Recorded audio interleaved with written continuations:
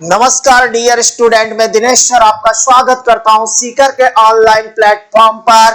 और आज की इस श्रृंखला के अंदर हम जानेंगे सीकर्स द लर्निंग ऐप के माध्यम से जेड 2019 पेपर का सॉल्यूशन, केमिस्ट्री के पेपर का सॉल्यूशन करने वाले हैं हम है तो मुमकिन है। क्वेश्चन नंबर 1 ये रहा आपके डिस्प्ले पर।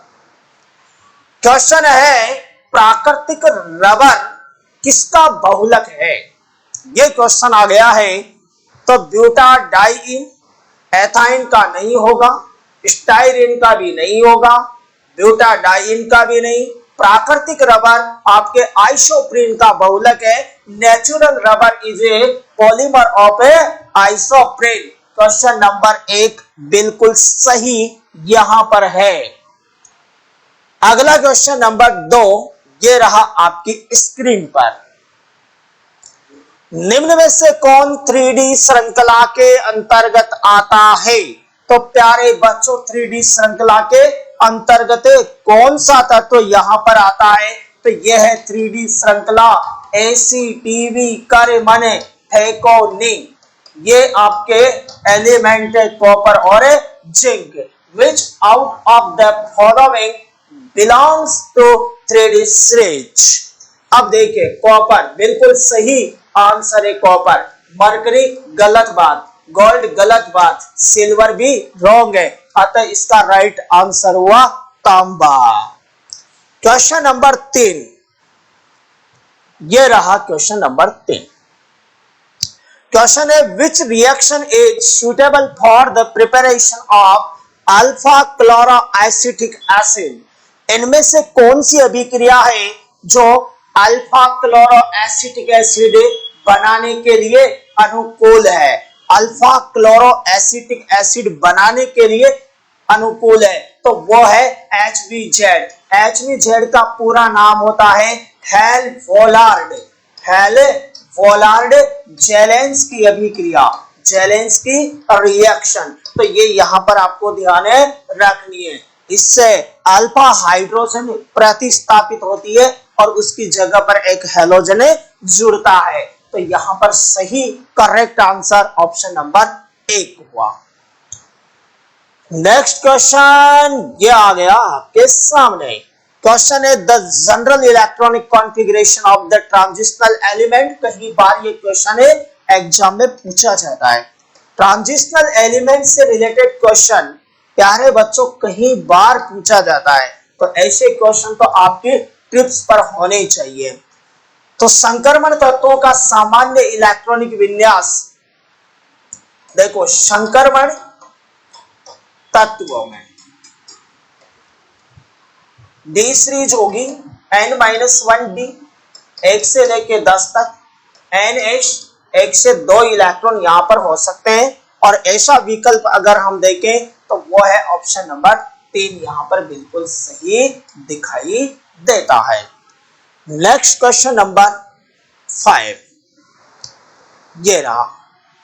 The presence of unsaturation in organic compound can be tested by.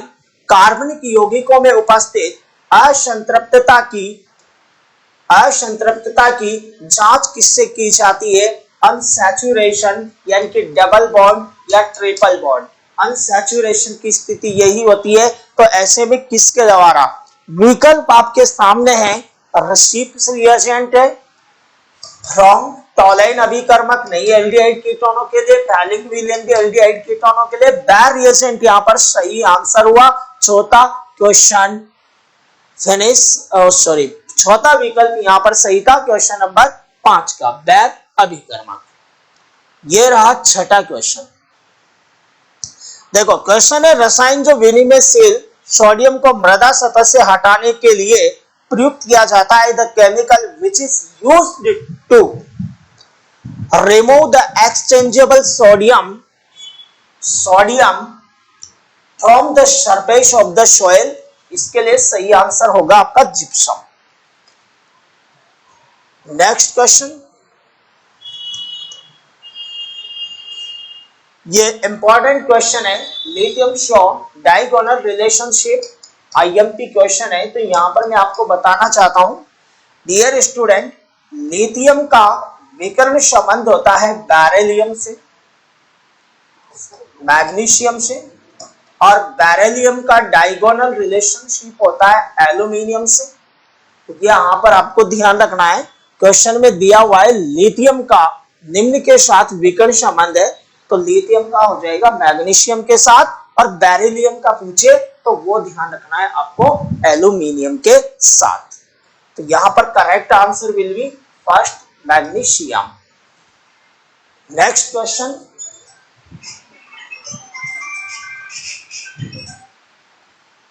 Next question number 7 ये रहा आपके पास।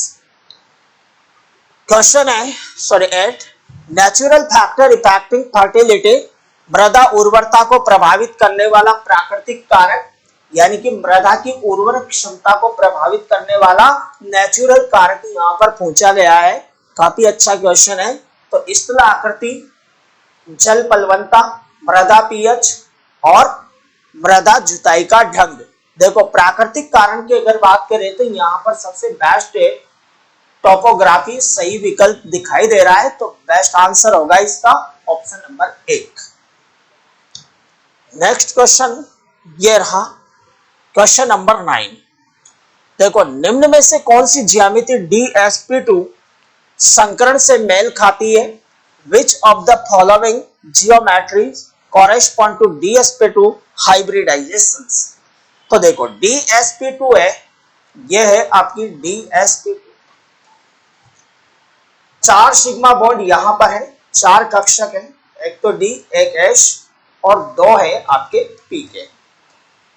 तो यहां पर बेस्ट विकल्प होगा आपका स्क्वायर प्लेनर, वर्ग समतल हो जाएगी, अष्टफलक के होंगे नहीं क्योंकि उसके लिए 6 की रिक्वायरमेंट होती है। टेट्राहेड्रल में नहीं, sp3 होती है, इसलिए इसका सही आंसर हुआ फोर्थ ऑप्शन, बिल्कुल सही आंसर। क्वेश्चन नंबर 10, ये लो जी, डाइहाइड्रोजन गैस बनाने के लिए एसिटिलीन जब सोडियम और सोडामाइड से अभिक्रिया करती है तो एसिटिलीन दर्शाती है। डियर स्टूडेंट, कल भी मैंने आपको एक क्वेश्चन में बताया था कि ट्रिपल बॉन्ड और डबल बॉन्ड से जो जुड़ी हुई हाइड्रोजन होती है वो अम्लीय प्रकृति की होती है, तो यहाँ पर बेस्ट आंसर हो जाएगा अम्लीय प्रकृति, acidic nature. Next question number 11, ये रहा पानी का मोलर द्रव्यमान। ये मोल कंसेप्ट में काफी बार हमने देखा है, तो 18.02 इसका बिल्कुल सही आंसर हुआ, पानी का मोलर द्रव्यमान। नेक्स्ट है, चने के बीजों को कौन से जीव उर्वरक से उपचारित करते हैं? तो which of bio fertiliser is used to treat gram seeds. तो चने के बीज का उपचारण किससे करते हैं? तो वो होता है राइजोबियम। डायरेक्ट एमटीआर क्वेश्चन है, इसको मेमोरी में फिट कर लेना।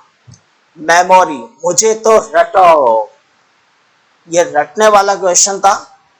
नेक्स्ट क्वेश्चन है, ये रहा आपके सामने, दूध में जिलेटिन का पता लगाया जा सकता है। तो दूध में detection of gelatin in milk can be done by, वो होता है पिक्रिक अम्ल। ये रहा आपका ऑप्शन है पिक्रिक अम्ल, इसके द्वारा आप जिलेटिन का पता दूध के अंदर लगा सकते हैं। नेक्स्ट क्वेश्चन है, ये रहा क्वेश्चन नंबर 14, ब्राउनियन गति की खोज किसने की थी? ऐसा क्वेश्चन 2020 में भी देखा गया था। तो ब्राउनियन गति की खोज किसने की थी? हार्डी सुलज नहीं की थी, गहन द्वारा नहीं, रॉबर्ट ब्राउन इसका करेक्ट आंसर होगा ऑप्शन नंबर 3। ये रहा क्वेश्चन नंबर 15, संक्रमण धातुएं है। देखो संक्रमण धातुएं है, यहां पर ये जो आपके सामने क्वेश्चन है ट्रांजिशनल मेटल्स के बारे में है कि ट्रांजिशनल मेटल्स के बारे में क्या बातें सही है यहाँ पर है। तो उदासीन जोड़ी प्रभाव दर्शाती है, परिवर्तनशील ऑक्सीकरण अवस्था दर्शाती है, बिल्कुल सही बात है। क्वथनांक कम होता है, नहीं ज्यादा होता है। उत्प्रेरक सक्रियता नहीं होती है, बिल्कुल उत्प्रेरकीय भी होती है। डू नॉट शो द कैटालिक्स, गलत बात है, शो करती है। हैव लो मेल्टिंग पॉइंट नहीं, यह हाई मेल्टिंग पॉइंट शो करती है भाई। और एक्सिबिट वेरिएबल ऑक्सीडेशन नंबर, बिल्कुल सही आंसर है इसका ऑप्शन नंबर 2 बिल्कुल सही आंसर हुआ। नेक्स्ट क्वेश्चन की ओर आगे बढ़ते हैं। ये रहा आपके क्वेश्चन नंबर 16। देखो, ऊष्मा शोषी अभिक्रियाएं फॉर एंडोथर्मिक रिएक्शन। ऊष्मा शोषी, देखो कोई भी रिएक्शन होती है, टू टाइप की होती है रिएक्शन। एक तो होती है एक्सोथर्मिक और एक होती है प्यारे बच्चों एंडोथर्मिक। एक्सो को बोलते हैं ऊष्मा क्षेपी और इसको बोलते हैं ऊष्मा शोषी। ये हो गई आपकी ऊष्मा शोषी रिएक्शन। तो बोल रहा है ऊष्मा क्षेपी ऊष्मा त्यागेगी तो डेल्टा एच की वैल्यू में क्या होगा, नेगेटिविटी होगी, ये नेगेटिव। और ऊष्मा शोषी ग्रहण करेगी तो यहाँ पर डेल्टा एच क्या लिखना है अपन को, पॉजिटिव लिखना है, क्योंकि इसकी एनर्जी में वृद्धि होगी। तो एंडोथर्मिक बात है ऊष्मा शोषी के लिए, तो डेल्टा एच का मान क्या हो जाएगा, शोषी के लिए डेल्टा एच का मान धनात्मक हो जाएगा। ऑप्शन नंबर 3 बिल्कुल सही आंसर हुआ। ये रहा नेक्स्ट क्वेश्चन। क्वेश्चन है जिसके अंदर आपको दिया गया CH2 double bond CH3 plus HBr equal to, यहाँ पर एक प्रोडक्ट बनाया गया है और पूछ रहा है कि रिएक्शन आपके एल्कीन में से आई है और इसे बोलेंगे इलेक्ट्रोफिलिक योगात्मक अभिक्रिया। कौन सी, इलेक्ट्रोफिलिक योगात्मक अभिक्रिया यहाँ पर होगा। इसका करेक्ट ऑप्शन नंबर 2 हुआ। नेक्स्ट क्वेश्चन है, ये रहा, कोलाइडी विलयनों में टिंडल प्रभाव होता है। तो प्यारे बच्चों, कोलाइडी विलयनों में टिंडल प्रभाव का जो कारण है प्रकाश के प्रकीर्णन होने से होता है ये, तो इस स्कैटरिंग ऑफ लाइट के कारण होता है। ऑप्शन नंबर 2 इसका बिल्कुल सही हुआ। नेक्स्ट क्वेश्चन ये रहा, काफी अच्छा क्वेश्चन है, मोल कंसेप्ट वाला जो पहला चैप्टर है आपका बेसिक कंसेप्ट ऑफ केमिस्ट्री में से उठाया गया है। Law of multiple proportion was given by, गुणित अनुपात का नियम किसके द्वारा दिया गया था, तो ये जॉन डाल्टन के द्वारा दिया गया था। विकल्प नंबर 1 बिल्कुल यहाँ पर सही दिखाई देता है, नहीं है। नेक्स्ट क्वेश्चन है, ये रहा आपका question number 20। Di ammonium phosphate में नाइट्रोजन की प्रतिशत मात्रा यहाँ पर दूसरा ऑप्शन बिल्कुल सही है, 18% होती है। नेक्स्ट क्वेश्चन, पेपर बहुत आसान है और क्वेश्चन सारे सिलेक्टेड आपके जेट एग्जाम में आते हैं, पढ़ाए हुए क्वेश्चन पूरे आते हैं यहाँ पर। तो सिलेक्टेड मैटर अगर अच्छे से तैयारी करते हो, बताए हुए सही जो मेन चीजें होती है, इंपॉर्टेंट चीजें, मोस्टली क्वेश्चन वहीं से उठाए जाते हैं।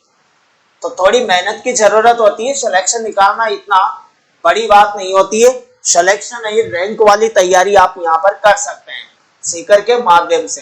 तो एक ही पद में एसिड क्लोराइड से संगत एल्डिहाइड में परिवर्तन करने की अभिक्रिया प्रयुक्त होती है। तो देखो, RC डबल बॉन्ड OCl, इसको बोलते हैं प्यारे बच्चों एसिड क्लोराइड। ये होती है एसिड क्लोराइड। इसकी अभिक्रिया अगर मैं PDBA-SO4 उत्प्रेरक की उपस्थिति में करवाता हूं हाइड्रोजन के साथ, तो यहां से HCl बाहर निकलता है और एक स्टेप के अंदर आपको एल्डिहाइड प्राप्त हो जाता है। तो इसके लिए पहला ऑप्शन आपको फर्स्ट होगा बिल्कुल सही मिलेगा। The reagent use the conservation of acid chloride to the corresponding aldehyde in one step। First option बिल्कुल करेक्ट यहाँ पर हुआ। नेक्स्ट क्वेश्चन है, ये रहा क्वेश्चन नंबर 22। जब दो द्रवों के क्वथनांकों में पर्याप्त अंतर न हो तो द्रवों के पृथक्करण के लिए कौन सा आसवन यहाँ पर प्रयुक्त होगा, तो वो होगा आपका प्रभाजी आसवन, फ्रैक्शनल डिस्टिलेशन। Option number 2। अगला क्वेश्चन है कौन सा कार्बोकेटायन सबसे अधिक स्थायी है। तो डियर स्टूडेंट, स्थायित्व की अगर हम बात करें तो 3 डिग्री कार्बोकेटायन की स्टेबिलिटी 2 डिग्री से ज्यादा होती है और 2 डिग्री से भी कम होती है 1 डिग्री कार्बोकेटायन की। और माथिल कार्बोकेटायन की स्टेबिलिटी क्या होती है, सबसे कम होती है। तो सबसे ज्यादा वाली अगर बात करें तो टर्शरी यहाँ पर दिखाई दे रहा है option number second, carbocation is most stable होगा यहाँ पर। क्वेश्चन नंबर 24 ये आ गया आपका क्वेश्चन नंबर 24। अयस्क अवांछित पदार्थों द्वारा संदूषित होता है जिसे कहते हैं, यानी कि और contaminated with undesired material is known as, इसे गैंग कहेंगे। अयस्क अवांछित पदार्थों द्वारा संदूषित होता है और इन अवांछित पदार्थों को आप क्या बोलते हैं, ये आपको थोड़ा सोचना है। यहाँ पर अवांछित पदार्थों पर आपको प्रतिक्रिया करनी है, तो इन्हें क्या बोलेंगे आप, इस पर थोड़ा विचार कीजिए। तो अवांछित पदार्थ जो होते हैं, अयस्क अवांछित पदार्थों द्वारा संदूषित होता है यानी कि कंटेमिनेंट होता है, और अनडिजर्व्ड है, उन्हें गैंग कहा जाता है। गैंग, ये गैंग यहाँ पर सही आंसर होगा, गैंग या अधात्री। क्वेश्चन नंबर 25, किस पोषक तत्व की कमी से पौधे में पुष्पन, फलन और परिपक्वता, deficiency of which nutrient delay flowering, fruiting and maturity in plant, कौन सा पोषक तत्व है इनमें जो आपके डेफिशिएंसी लाता है फ्लावरिंग के अंदर, पुष्पन आने की क्रिया में, फल आने की क्रिया में और उसके मैच्योरिटी के अंदर। तो यहाँ पर सही आंसर की अगर हम बात करें तो वो हो जाएगा आपका फास्फोरस। तो ऑप्शन नंबर 3 यहाँ पर बिल्कुल है सही उत्तर दिखाई देता है, फास्फोरस। ये आ गया आपका क्वेश्चन नंबर 26। निम्न में से कौन सी अभिक्रिया न्यूक्लियोफिलिक प्रतिस्थापन अभिक्रिया है? NHR अभिक्रिया की बात कर रहा है और ये दो टाइप की होती है, एक तो होती है SN1 और एक होती है SN2। किसके द्वारा शो की जाती है? एल्किल हैलाइडों के द्वारा शो की जाती है। तो ऑप्शन नंबर या तो ये हो सकता है या हो सकता है या ये एल्किल हैलाइड सभी में है। तो डियर स्टूडेंट, इसके अंदर एक न्यूक्लियोफिलिक यानी कि नाभिक स्नेही भी होगा, और नाभिक स्नेही कौन सा होता है? जो खुद नेगेटिव स्पीशीज होती है, जैसे OH माइनस Cl माइनस। तो ये सी अगर स्पीशीज देखे तो यहाँ पर हमें दिखाई नहीं देती है, और ऑप्शन नंबर 4 यहाँ पर बिल्कुल है सही, करेक्ट आंसर हुआ। अच्छा क्वेश्चन है ये। चलते हैं क्वेश्चन नंबर 27, ये रहा। निम्न में से कौन सा परमाणु सबसे छोटे आकार का है? सबसे छोटे आकार का एटम पूछा जा रहा है। स्मॉलेस्ट साइज का एटम मैग्नीशियम नहीं है, सोडियम, बेरिलियम और ये लिथियम। इसका सही आंसर हुआ आपका बेरिलियम, क्योंकि एस ब्लॉक के एटम बड़े होते हैं। ये एस ब्लॉक का बड़ा होता जाएगा, वर्ग में नीचे आएगा, और इधर ये एस ब्लॉक में सेकंड ए वर्ग का है, ये फर्स्ट ए का है। तो जैसे हम ऐसे जाएंगे लेफ्ट टू राइट तो आकार में कमी आएगी, यानी कि सेकंड ए वर्ग वाला छोटा होना चाहिए। अब सेकंड ए वर्ग में छोटे में अगर देखें तो वो बेरिलियम है। तो ऑप्शन नंबर 3 यहाँ पर बिल्कुल है सही फिट होता है। नेक्स्ट क्वेश्चन है, ये रहा। लवणीय मृदा के लिए कौन सा कथन सही है? लवणीय मृदा के लिए कौन सा कथन सही है? तो which is the correct for saline solid? पहला ऑप्शन आपको दिया है electric conductivity less than 4 at 25 degree Celsius और pH वैल्यू मोर देन 8 से 5, एक्सचेंजेबल सोडियम लेस देन 15%, यही विनिमेशील सोडियम 15% से कम होना चाहिए। तो यहाँ पर यही आपका सही आंसर होगा। तीसरा विकल्प बिल्कुल यहाँ पर सही है, थर्ड ऑप्शन विनिमेशील sodium, exchangeable sodium less than होना चाहिए 15% से, तो साल्ट लवणीय हो जाएगी। अगले क्वेश्चन पर आगे बढ़ते हैं। ये लीजिए नेक्स्ट क्वेश्चन, क्वेश्चन नंबर 29। काफी अच्छा क्वेश्चन है, यहाँ से भी कई बार हमेशा ही क्वेश्चन आते रहते हैं, लगभग ऐसे ही मान के चलिए आप। HCO3 माइनस का संयुग्मिक क्षार कौन होगा? HCO3 माइनस का कॉन्जुगेटेड डैश पूछ रहा है, संयुग्मिक क्षार कौन सा होगा ये आपसे पूछा जा रहा है। इसका मतलब डियर स्टूडेंट ये एक अम्ल है और अम्ल है तो प्रोटॉन त्यागेगा, और प्रोटॉन त्यागेगा तभी तो इसका संयुग्मिक क्षार बनेगा ना। तो H प्लस को अगर ये त्यागता है तो CO3 माइनस 2 यहाँ पर बनता है। HCO3 माइनस का संयुग्मिक क्षार है, it means this is acid and acid. तो H प्लस रिमूव करेगी, H प्लस रिमूव अगर करती है तो इसका संयुग्मिक डैश बनता है। ऑप्शन नंबर फर्स्ट यहाँ पर बिल्कुल सही होता है। नेक्स्ट है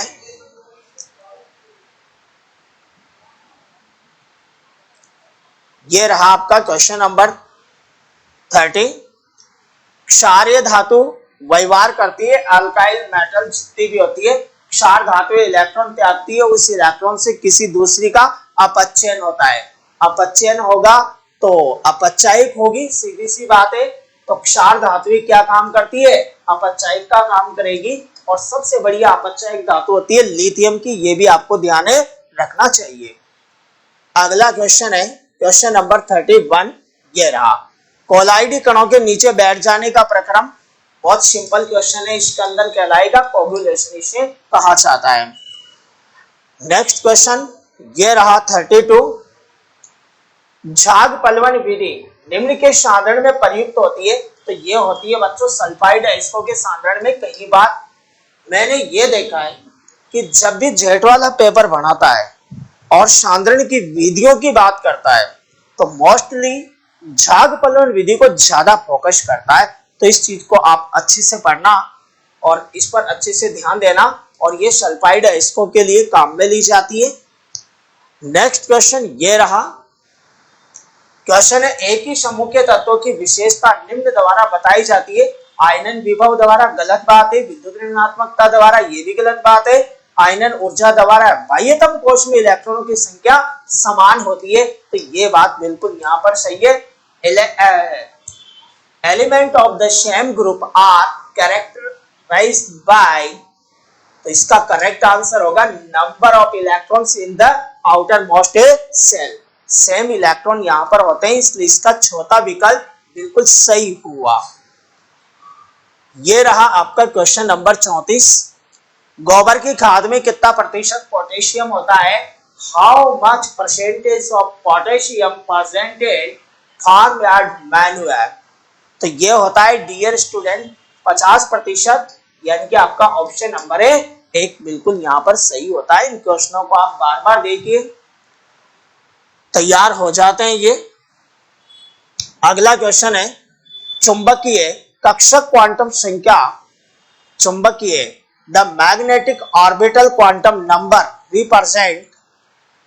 चुंबकीय क्वांटम संख्या क्या बताती है? कक्षक का आकार नहीं बताती है, आकृति नहीं बताती है, कक्षक का कोणीय संवेग, त्रिविमीय विन्यास यानी कि spatial orientation of the orbital. बिल्कुल सही आंसर इसका फोर्थ होगा। क्वांटम संख्याएं 4 होती है बच्चों, एक तो होती है N, L, M और एक होती है S। इसको बोलते हैं मुख्य क्वांटम संख्या, और इसको बोलते हैं दिगंशी एजीमुथल क्वांटम संख्या, दिगंशी, और इसको बोलते हैं चुंबकीय क्वांटम संख्या। प्यारे बच्चों ये अभिविन्यास बताती है आपको, तो इसका सही आंसर यहाँ पर यह हुआ। क्वांटम संख्याओं में से भी एक क्वेश्चन आता है।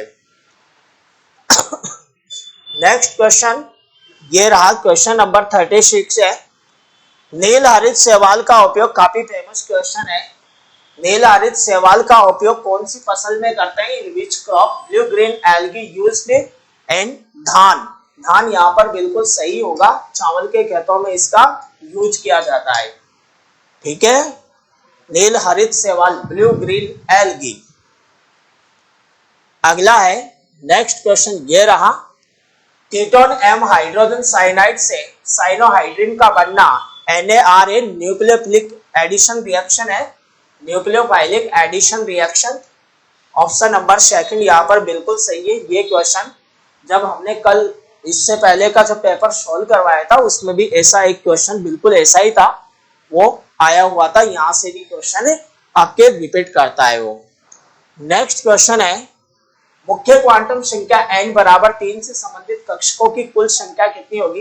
देखो मुख्य क्वांटम संख्या 3 है, तो L के मान 0 होगा, 1 होगा और 2 होगा। ऐसे में एक तो S कक्षक होगा, एक P होगा और एक होगा D। D के अंदर अगर कक्षकों की बात करूं मैं, तो S के अंदर 1 होता है, इसके अंदर 3 होता है, इसके अंदर 5 होता है। तो प्यारे बच्चों 5 और 3 8 1 9 इसका करेक्ट आंसर हुआ ऑप्शन नंबर 3। ये रहा अगला क्वेश्चन 39 नंबर का। देखो निम्न में से कौन सा सिद्धांत ऑक्सीजन के अणु चुंबकीय व्यवहार की व्याख्या अच्छी प्रकार से करता है? Which of the following theory provides good explanation about the paramagnetic behavior? तो अनुनाद गलत बात है, BSFRT नहीं है, आणविक कक्षक सिद्धांत यहाँ पर सही आंसर है। MOT मोलेकुलर ऑर्बिटल थ्योरी, अणु कक्षक सिद्धांत यहाँ पर बिल्कुल सही जवाब हुआ।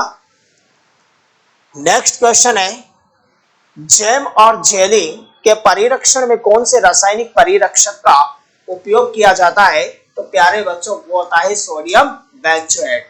तो इसको आप ध्यान रख लीजिए, सोडियम बेंजोएट है। और प्रोपेनोइक अम्ल जो होता है, प्रोपेनोइक वो करता है पापड़ वगैरह का, पापड़ है, बिस्किट है, कुरकुरे है, उनके परिरक्षण में प्रोपेनोइक सॉर्बिक काम में लिया जाता है। सोडियम बेंजोएट है जो जैम और जेली के परिरक्षण में काम में लिया जाता है। तो इस प्रकार हमने देखा जेट एग्जाम 2019 का केमिस्ट्री का पेपर बहुत ही आसान रहा है, बहुत ही सरल रहा है, लॉजिकल पेपर था। पढ़े पढ़ाए में से ज्यादातर यहाँ पर पूछे गए हैं, इतना कोई हार्ड नहीं था। सिंपली अगर आप लग के मेहनत करके तैयारी करते हैं तो कोई बड़ी बात नहीं है, सिलेक्शन नहीं बच्चों रैंक आ सकती है।